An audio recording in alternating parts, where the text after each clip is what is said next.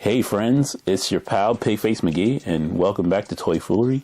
Today we are taking a look at the brand new Star Wars, The Book of Boba Fett, Mandalorian, the Glavis Ringworld.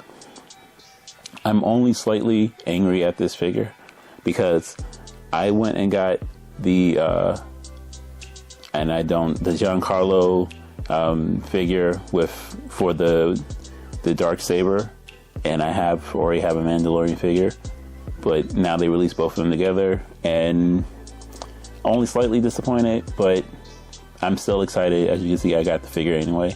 But let's take it out the box and see if it's better than if it's worth the money. But before we do that, let's check out the box and see if it's better than your mother's. On the side, we have some really cool artwork. On the back, the same artwork and a little blurb about the Mandalorian, then Jaren. I'm sorry, I didn't watch the whole series, especially the first season. I watched the Book of Boba Fett because I'm a huge fan of Boba Fett, not necessarily the new Star Wars mythos. And yeah, let's take out the Mando and see if this figure is much better than the old one. And here we have Mando outside of the box. And I can see why people really like this figure. The sculpt on it is fantastic. And let's go into the details. And let's just hop right into it. You can see, block the light, some really good sculpt on the helmet. I'm pretty sure the old helmet is just like that, but actually looks really phenomenal. All the armor looks really, really good. The jetpack and then has a holster. The detail on the boots with bandoliers and extra pouches for weapons or ammunition. The bandolier around his chest.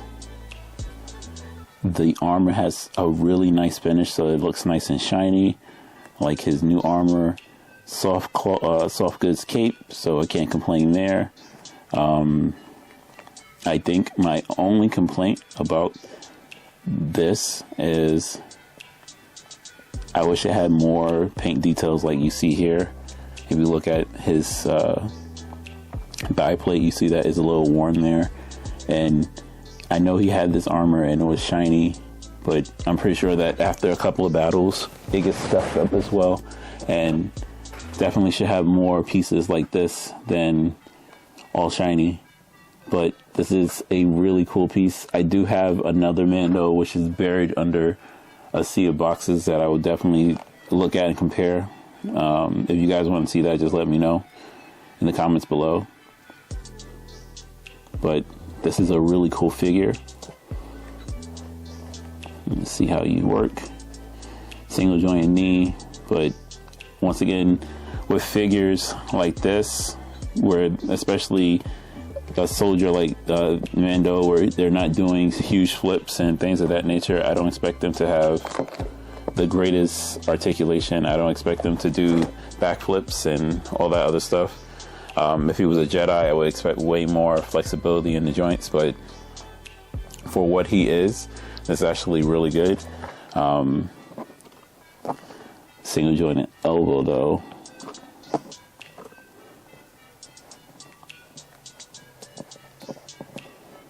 So that's a problem. Really wish they gave it a little bit more flexibility, but once again, the concept of him being a mercenary and not necessarily a Jedi kind of makes sense. So I don't expect him to be able to, touch his shoulder and shoulder pads. Also wish they gave him other hands besides gun holding hands, because sometimes he's not shooting something. He doesn't have to have a trigger finger all the time. So those are my two gripes. A little bit more paint on this figure. Look nice and shiny, but like to see a little bit more wornness on the armor. And so just another pair of hands so that he's not always having trigger fingers at all times. But for the most part, I can see why this is a really a big figure for Star Wars fans. It's clean cut. It has all the bells and whistles you would expect from a Mando figure, and yeah, outside of the articulation, which I said I'm not holding it against it because I don't expect it to be, super dynamic in that regard. Really good figure. My only two gripes, and they're minor gripes. I wish there was a place for his sword, his little knife, and maybe there is one, but unlike the blaster, which is very intuitive, and I said, okay, goes in holster right there. Normally a knife like that I would expect to be in the wrist or in the boot, and as I looked around, I did not see. Oh, I'm a liar. It is a boot knife. Duh.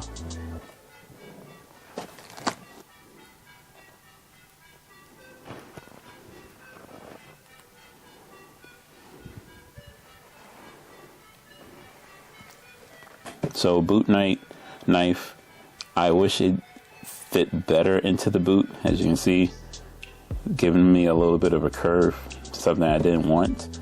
But the fact that they have it, bonus points. So I guess the only gripe I have is that they do not have the blade completely retracted.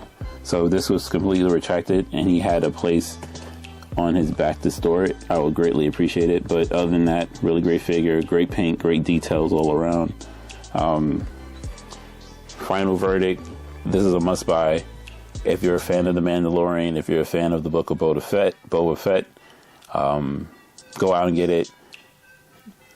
Mando, the Star Wars Black Series is a really weird series because some of the army builders sell out quicker than main storyline characters like this. So I will be wary about saying, hey, you know what, wait for a discount, because sometimes the mainline characters sell out just as quickly and you end up without the figure. So I'm saying this is a must buy if you're a fan of The Mandalorian and the Book of Boba Fett.